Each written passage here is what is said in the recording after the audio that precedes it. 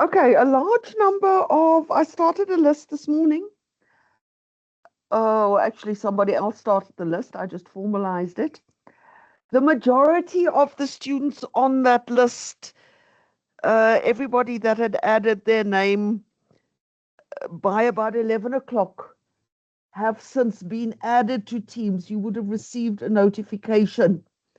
But please, see the list is still coming through. Please stop with the list now, because it's now becoming a mess. Because I'm getting lists being forwarded to me, and some have got 31 people on, and some have got 42 people on, and not everybody is using the latest list. They're just using a random list and sticking their name on. So right now, I once again have no idea who has been added, who hasn't been added. Uh, as I say, a large number, the student support officer assisted this morning, large number of people were added. I'll make a plan with the rest of you, but at least we got the bulk of the people on Teams. So let's get stuck straight into the actual work. Last week we looked at the Namibian Constitution. I did tell you that whereas commercial law is largely based, almost entirely based on common law, in traffic and transportation law, we do statutory law, Namibian statutory law, primarily the Road Traffic and Transportation Act. But before we get to Namibian law, for today's lecture, we are going to step out of the country, step out of the borders of the country for one session, for one lecture, one study unit, Unit 3. We skip Unit 2,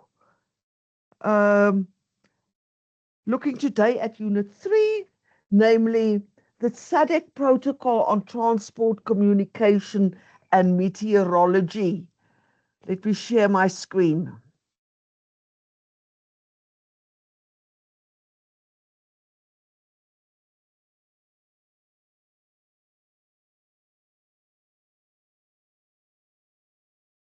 Okay, so there you are.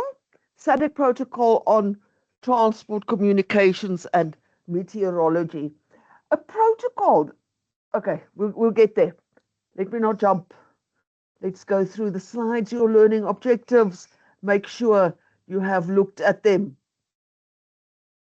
Then, just as background, this is not examinable, but just as background, SADC, do you know what SADC is? Do you know what SADC stands for? Quickly, let's have a quick try. Somebody quickly, what does SADC stand for?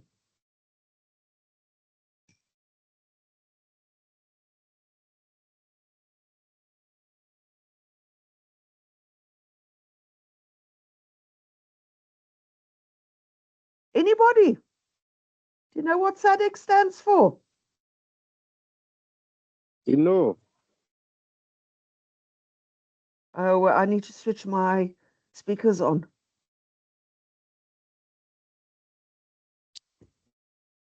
Okay, let's try again. I didn't have sound on.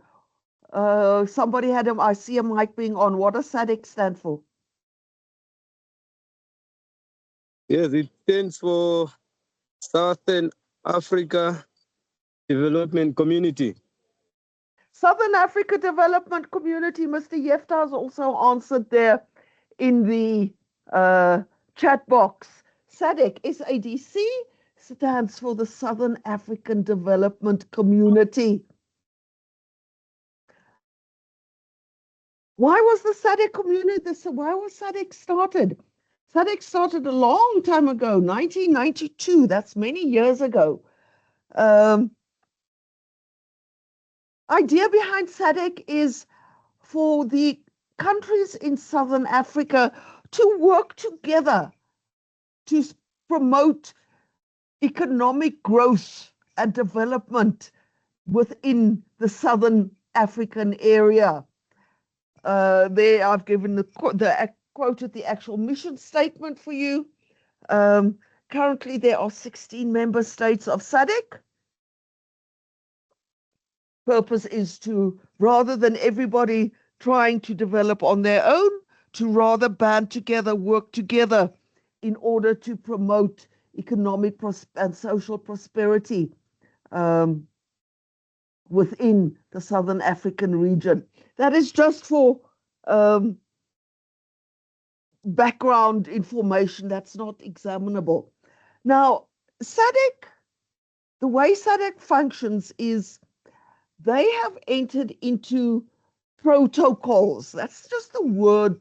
The protocol is the word they use for a multinational agreement where, and they have various of these protocols where the member states have come to an agreement about how to proceed with the development and cooperation in a specific sector.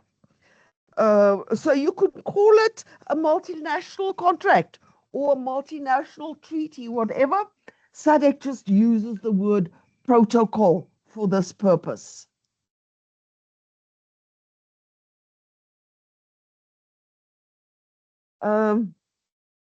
Okay, sorry, I'm jumping around here. So we've looked at the mission of SADC. Mission of SADC to promote sustainable and equitable economic growth and social economic development through efficient, productive systems, deeper cooperation and integration, good governance, and durable peace and security. They do this by way of protocols. And one of their protocols, which was entered to in 1996, that's 30 years ago. 30 years ago, they entered into a protocol on transportation, communication, and meteorology. Now, we only focus on the first part of the SADC protocol, namely the transportation bit, obviously. Communications and meteorology, although also important, is not within the ambit of your studies.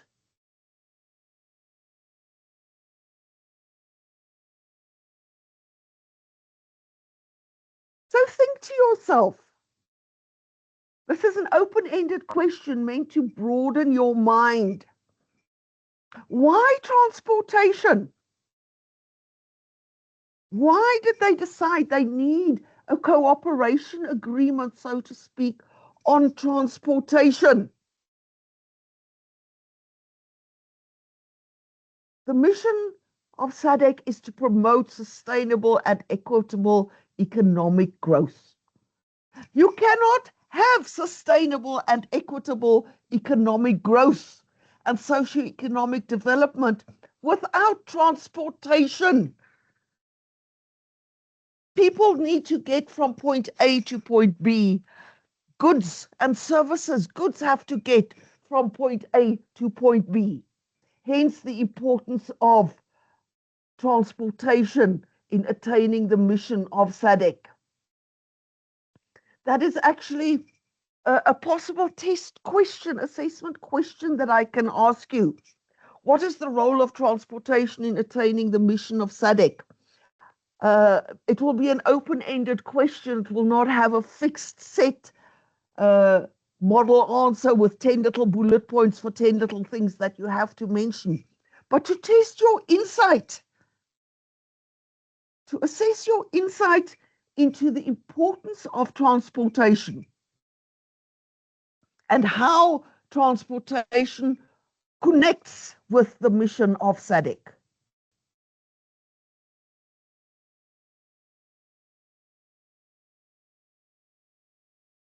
So I've already mentioned this, that SADC functions by way of protocols.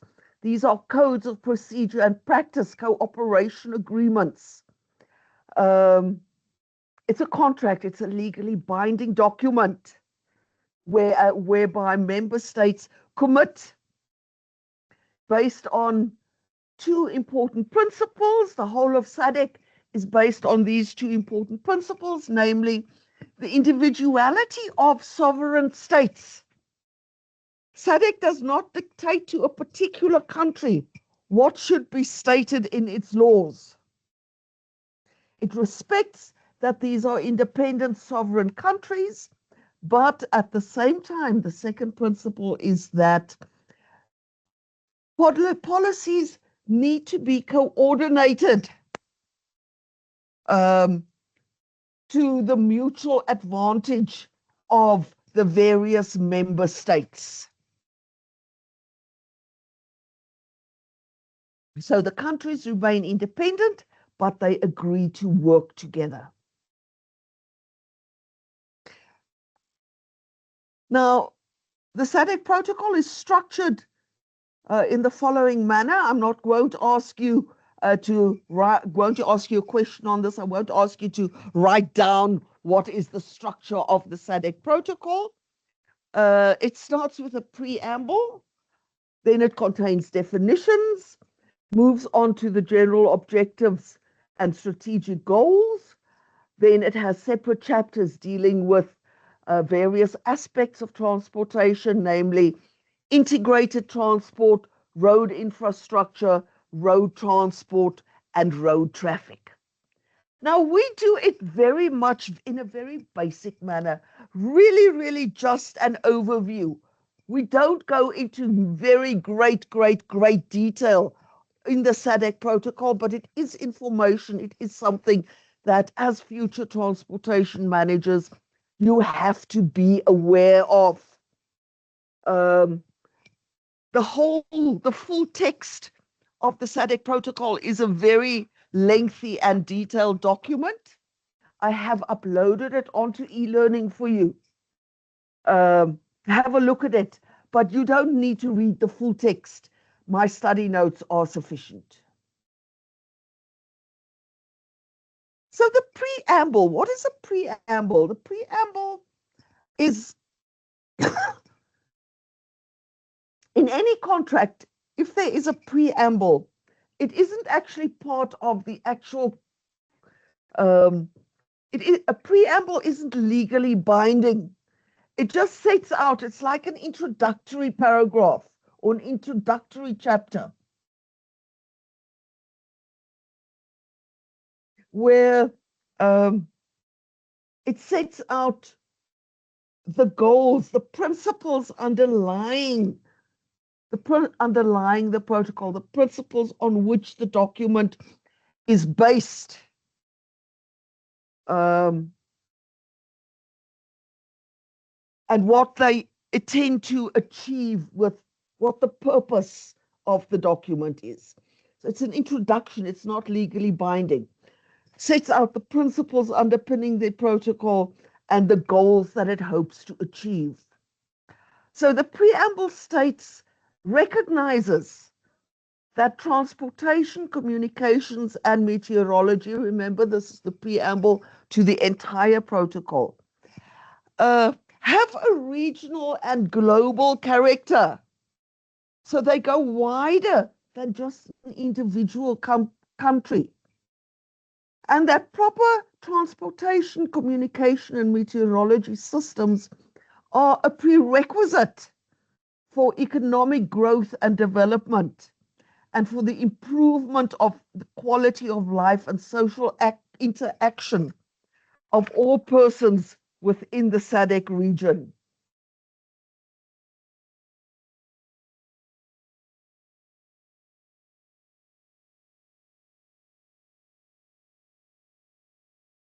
I'll be with you in a second. Just give me a second.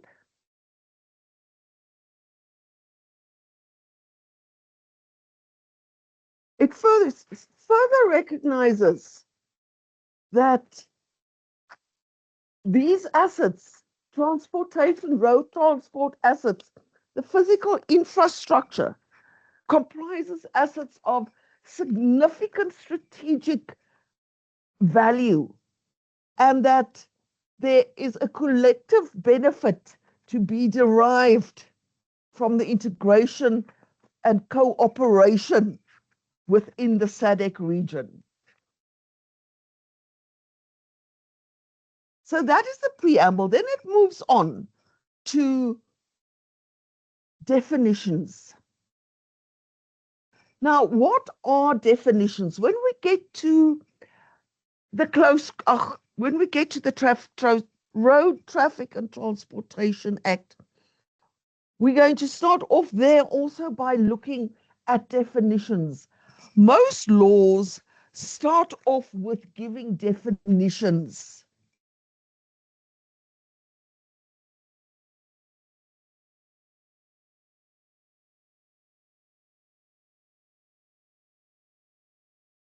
Most laws start off with definitions. What is the purpose?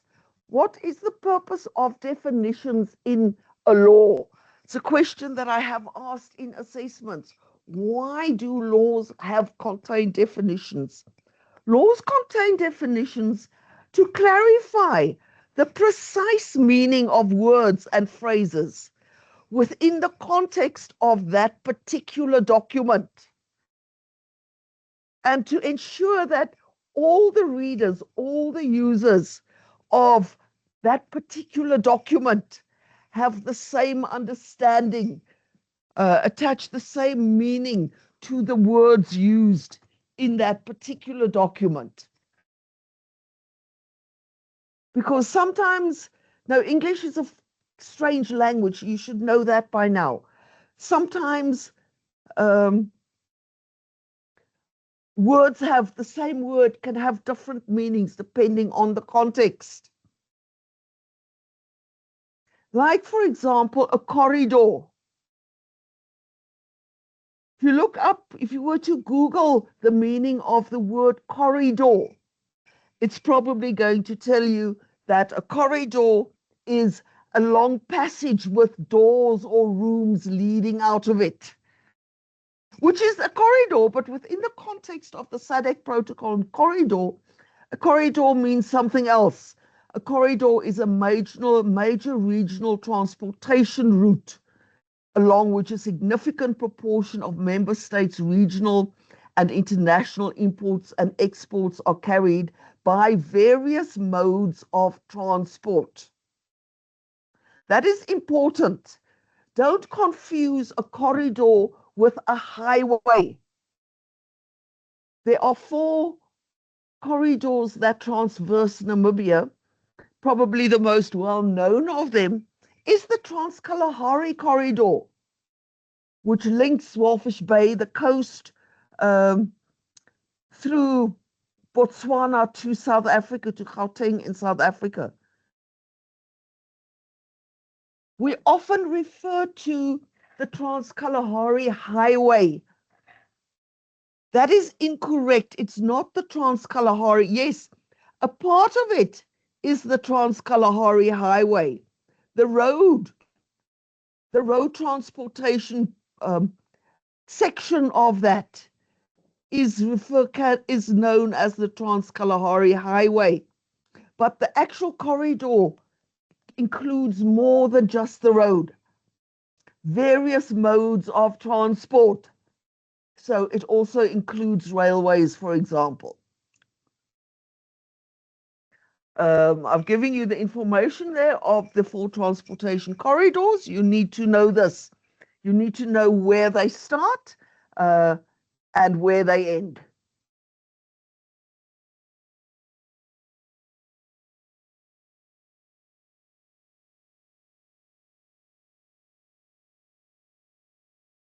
Two more definitions, and you need to distinguish between these 2 definitions are the definitions of intermodal transport and multimodal transport. Now, the important aspect of this is that these 2 types of transport, what distinguishes between them is who assumes liability. If If I ask you in your test to distinguish between intermodal transport and multimodal transport, don't give me two definitions, because then I don't give you any marks. Don't memorize these definitions.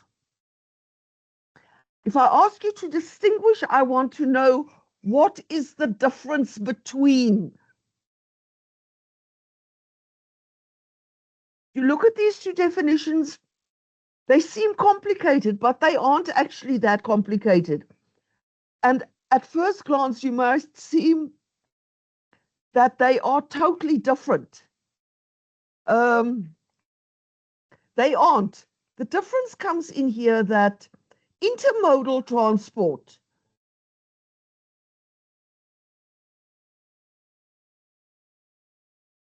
one of the carriers, so both these modes of transport include multiple carriers.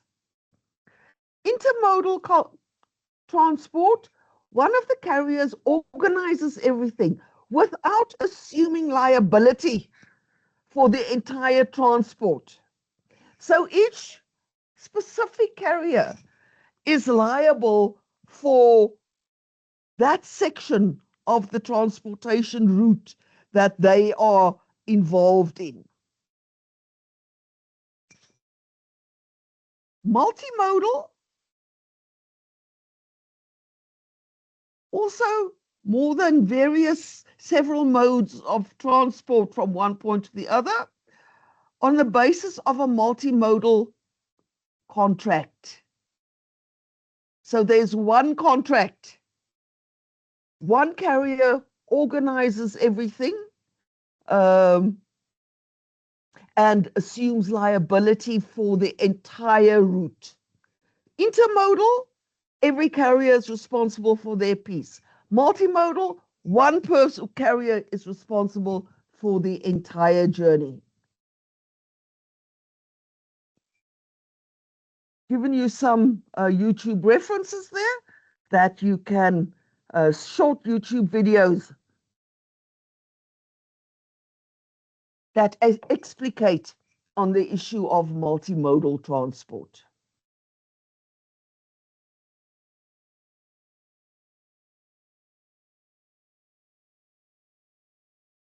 More definitions? These are, by the way, only select. These are not nearly all the definitions included in the SADC protocol. I have selected these because they are relevant to you and you need to know them.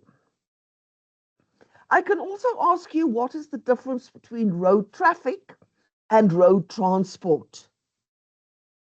Road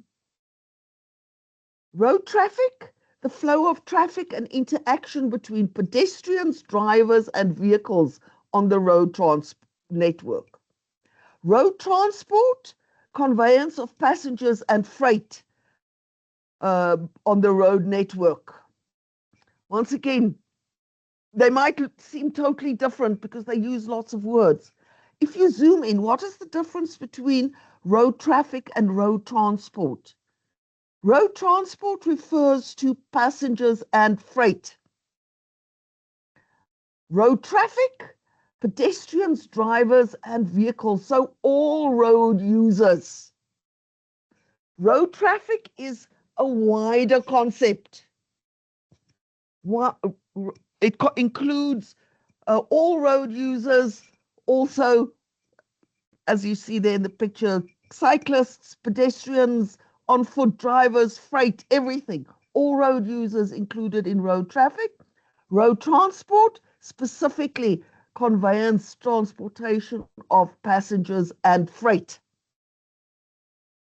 Closely linked to road transportation management, the management of this road transport to ensure that it is undertaken in the most efficient and economic manner to the satisfaction of the users. So those are the definitions that you need to know. Then we move on to the general objective of the SADC protocol and to the strategic goals. So when the member countries sat down and crafted this protocol, they first decided, what do we want to achieve? What do we want to achieve? The general objective. And then they crafted 5 strategic goals that if these 5 strategic goals are met, they will meet the general objective.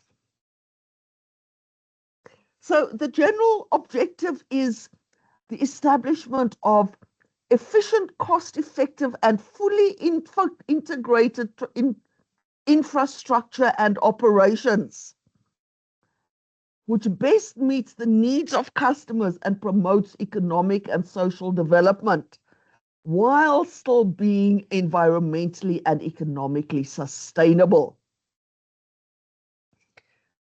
Fully effective and integrated infrastructure and operations that must meet the needs of the customers, in touch with the general goal of SADC, promoting economic and social development, but not at the cost of the environment. It must be environmentally and economically sustainable. Now, how are we going to meet this general objective? By way of 5 strategic goals. 5 strategic goals: integration of regional transport networks and compatible policies and legislation. So remember, sovereignty. They're not telling Namibia what to put in their laws, but cooperation. It must be compatible so that when you cross from Namibia into Angola or into Botswana, you can do so with relative ease. That is the second one.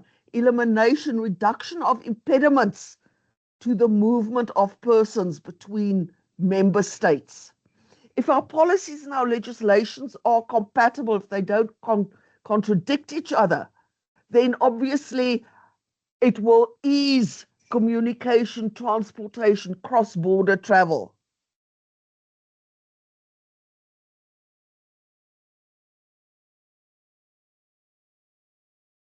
Broad-based investment to develop viable strategic infrastructure across the board, across all countries. Optimal utilization of public and private resources and effective allocation of existing scarce resources. Money is few. This is not the richest part of the world. Our resources are scarce. We need to use them properly and effectively. And regional development fostered by strategic partnerships. So those are the 5 strategic goals.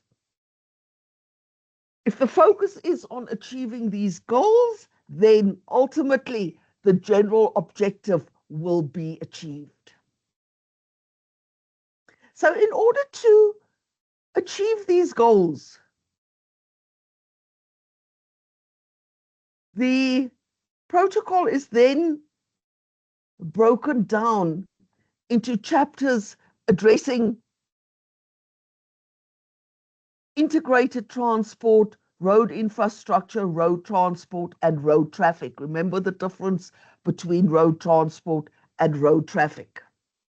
Now, we really only look at these chapters as an absolute overview.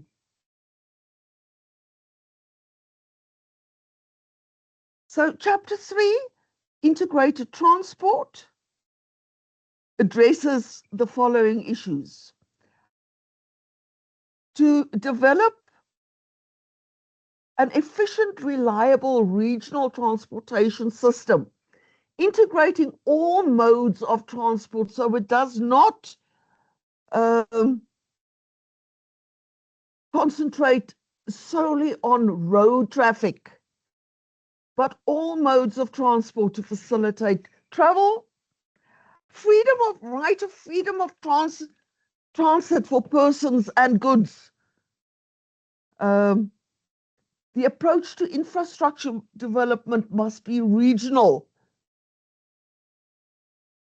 which will lead to the elimination or reduction of issues,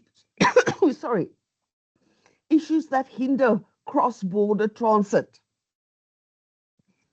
Harmonization of domestic legislation, once again, not dictating that each country's laws must be exactly the same, but they should not conflict, and to assist with the elimination and reduction of issues hindering cross-border transport, simplified procedures and documentation for the movement of cargo. Makes it easier to cross borders. Road infrastructure, the physical roads, provides for the establishment and maintenance of the regional trunk road network. Remember that. This bit. Regional Trunk Road Network, remember that abbreviation? I can ask you what RTRN stands for. What is the purpose of the Regional Trunk Road Network? Access to major centers, access between ports of entry, between member states and harbors. Some of the member states are landlocked, to give them access to ports and harbors. Minimization of total road transport costs, preservation of assets, protection of our assets, and minimizing the detrimental impacts to the environment. You should be picking up now that there's repetition here. There's repetition. If we look at the general objective, while being environmentally and economically sustainable, that's the overall general objective. The separate chapters breaks it down into the nitty-gritty, but says the same thing over and again. Preservation of assets, optimizing, minimizing detrimental impacts, etc., etc. So these link together, and please understand that. See this as a whole. They link together. They're not separate chapters. Also, with regard to road infrastructure, that chapter 4, provides that member states must establish autonomous, independent, and accountable national roads authorities with a responsibility to manage roads on a national basis. Sovereignty, but also provides for the establishment of an overall cooperation body, the Association of Southern African National Road Agencies.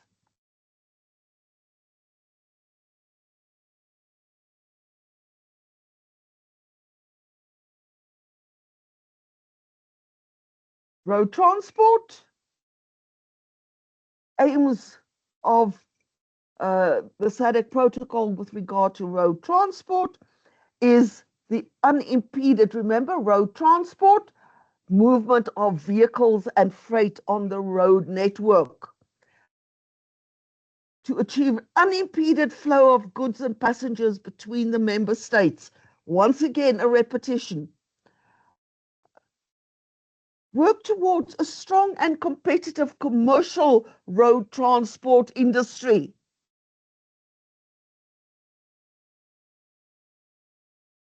If there's a strong and competitive commercial road transport industry, it will also provide effective transport services to its customers.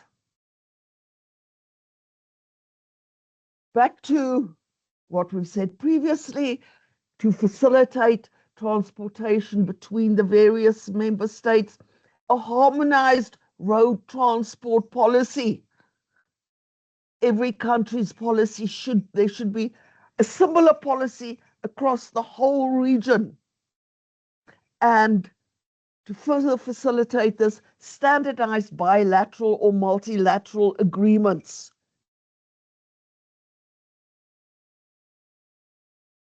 If individual member states enter into contracts with each other, they should be similar in content. And then road traffic, remember, road traffic refers to all road users. Focus here, promote acceptable levels of safety, protection of environment and road infrastructure. Once again, repetition. Harmonized road traffic policy with regard to safety and legislation, control measures in respect of vehicles, and harmonization of relevant technical standards. So that when you cross the border, if your vehicle is legal in Namibia and you get to the border to South Africa, they don't suddenly say, no, you cannot come in because your vehicle isn't legal. Harmonization of legislation. So that in short,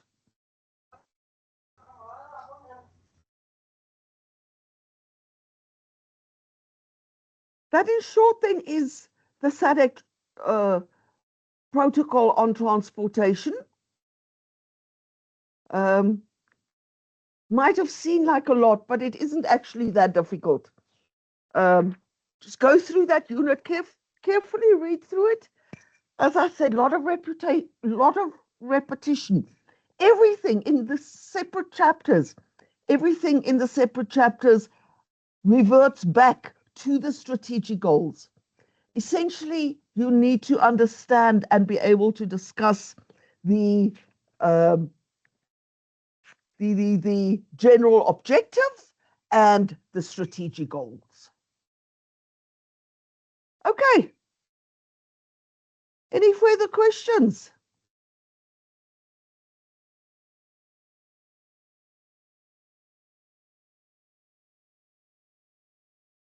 Any further questions?